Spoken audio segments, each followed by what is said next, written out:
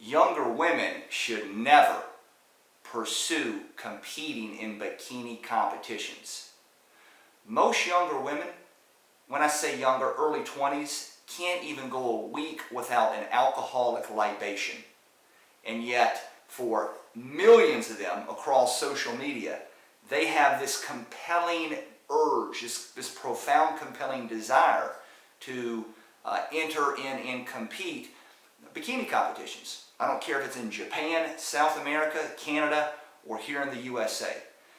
And I personally believe a lot of that overwhelming compulsion to compete in these bikini competitions derives from, they think it's glamorous and they see the attention that their cronies who do compete get on social media, and they want to do that. And a lot of times you'll have young women that might have been pretty good athletes in high school or in college, and what happens is they think, well, I missed that athletic competition.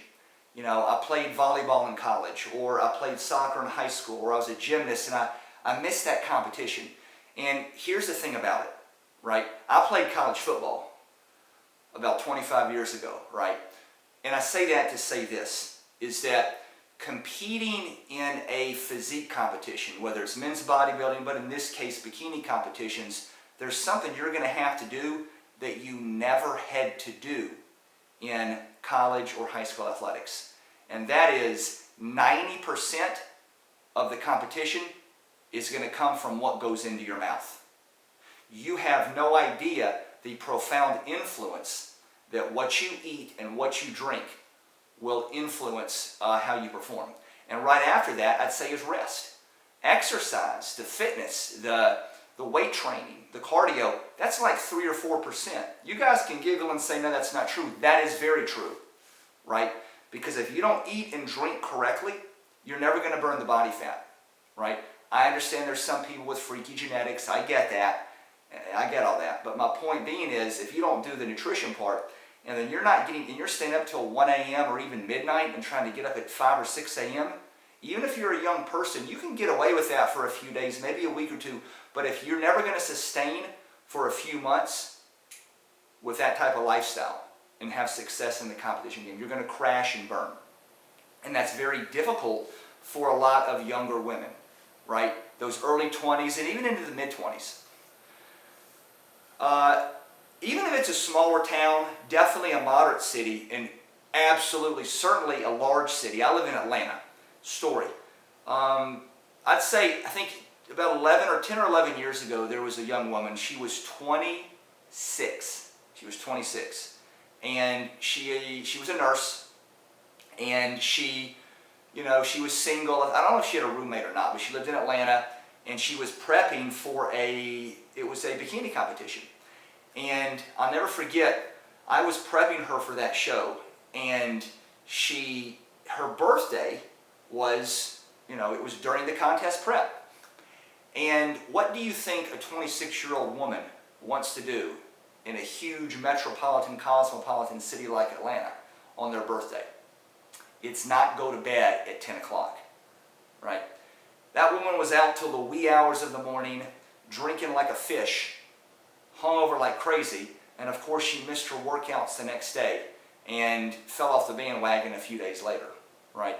So that is a huge, huge, huge thing, is not being able to engage in social circles, in social events. When you're a young female and you want to get out and meet guys and hang out with guys and get with your girlfriends and get out and live a single life, that's not going to be possible when you're prepping for any competition, but in this case a bikini competition. You say, well, why would it be any different if you were 28, 29, or in your 30s? The reason why is because typically younger folks are more socially plugged in. And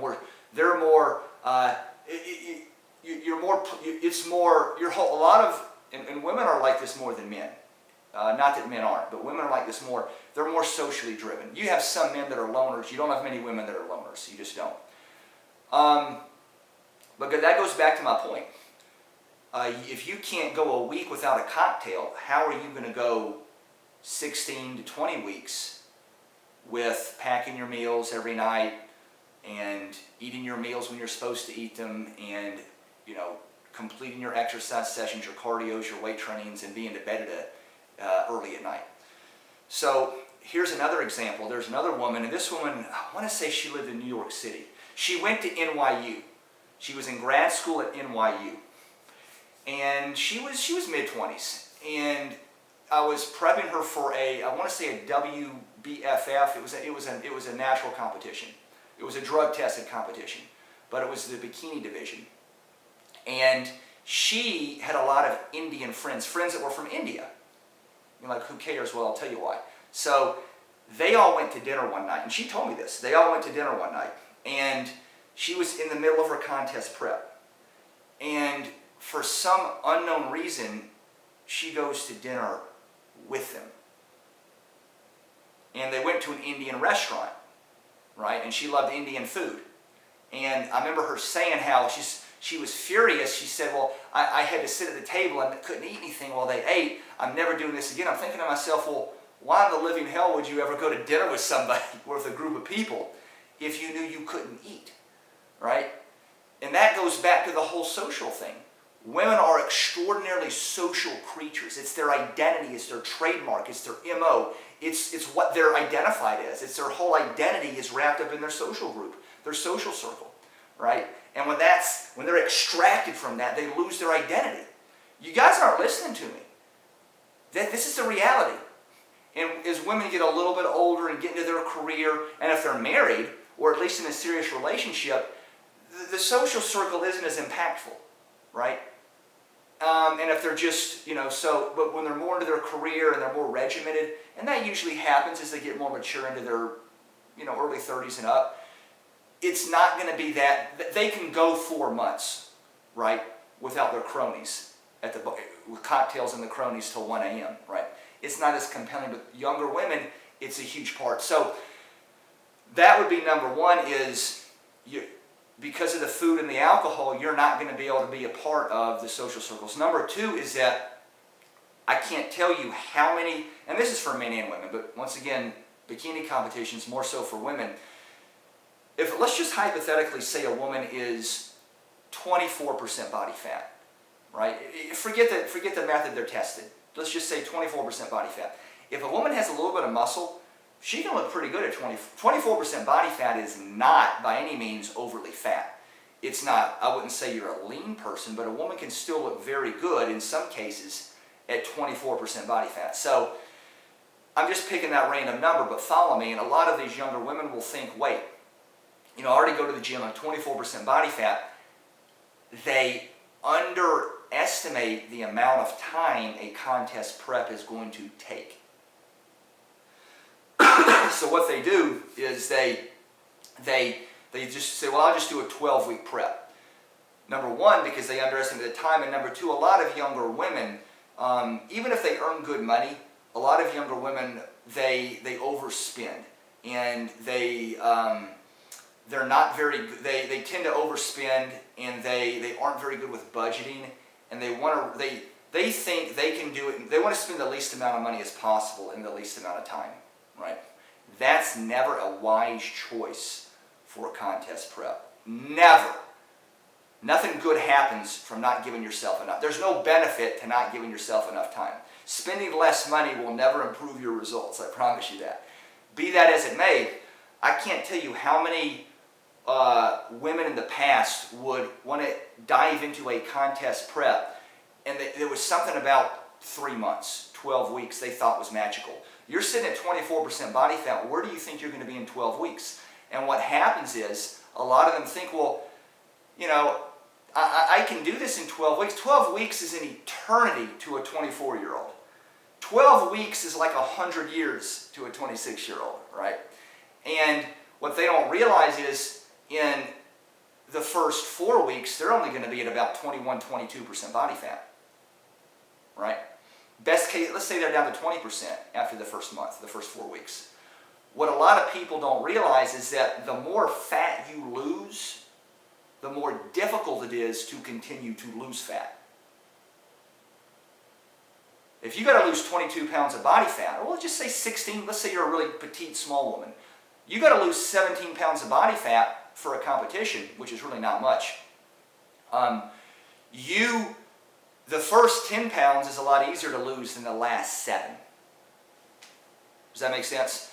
So if you're 24% body fat, all of a sudden you're 3 weeks out from the show and you're sitting at 16% body fat or 17%, right? And it doesn't matter what method. You're not getting a DEXA scan, which is really the most accurate. But even if it's a 9-point, 12-point caliper or 7-point caliper, those can be consistent if they're tested proficiently. If the tester is proficient and tests you in the exact same time of the day of the week, every week, or every month rather, you shouldn't test weekly, you should test monthly, then they can be reasonably accurate. But back to the point is that they underestimate the amount of time. And that goes back to the first reason. They're thinking, I could never, for 20 weeks, or even 16 weeks, pack all my meals every night, every day of the week, 24 hours during the day, for that many days, for 18 to 20 weeks. And they're thinking, I can't do all that and remove myself from my friends, from the dating scene, from alcohol. I can't give up cocktails for 20 weeks. And that's the whole point. And that's why, and that's hard for really any woman, irrespective of they're 31 or 21, okay? But you get that early to mid-20s age bracket, and that's a death blow. They can't even, especially if it's during the summer. And everybody's out during the summer, it's warm outside, you have people at patios, at cookouts, at beach events. And that's when most of the competitions are, is spring and summer. And there's some in the fall, and there are some in the fall. But do you see where I'm going with this? That's an extremely challenging thing. It's very difficult. Those are 2 little quick stories I wanted to share, but understand that right now. If you're a young woman, I'm telling you right now, take all that into consideration. Don't dive into a contest prep because you don't want to invest several $100s with, all the things that go along with that. Really more than several hundred, probably closer to 1,000 or more.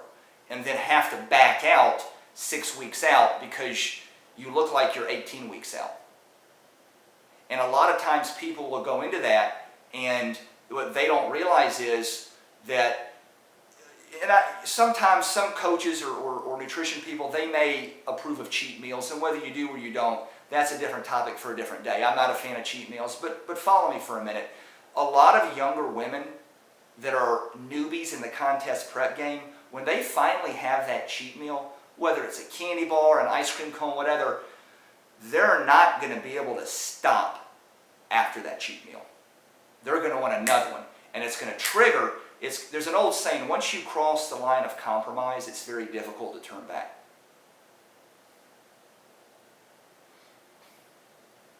Let that sink in for a minute. And someone that's never been down that road, someone that's never even been 15% body fat in their life, and most women have never been 15% body fat. Just because you're a slim, thin, yoga body woman, and you can look you can be a gorgeous one with a very fit, very sexy, curvy figure at 20% body fat. But in a bikini competition scenario, if you've never been 15% body fat in your life, then you don't realize what it's going to take to penetrate that body fat percent level and beyond. Because I can promise you right now, if you go look at, and I understand this would be for a beginner or a novice, but if you go look at the upper national or even the pro levels of bikini competitors, look on Instagram. You don't have to go any further than Instagram. Those girls, I've done another whole video on this, but those girls, the ones that actually are at the higher levels, they are absolutely shredded. And they don't necessarily look it because the way the bikini poses are put together, you're not really crunching and squeezing and flexing the muscles really hard like a bodybuilder would do. So it's more to look more glamorous and streamlined and ultra sexy.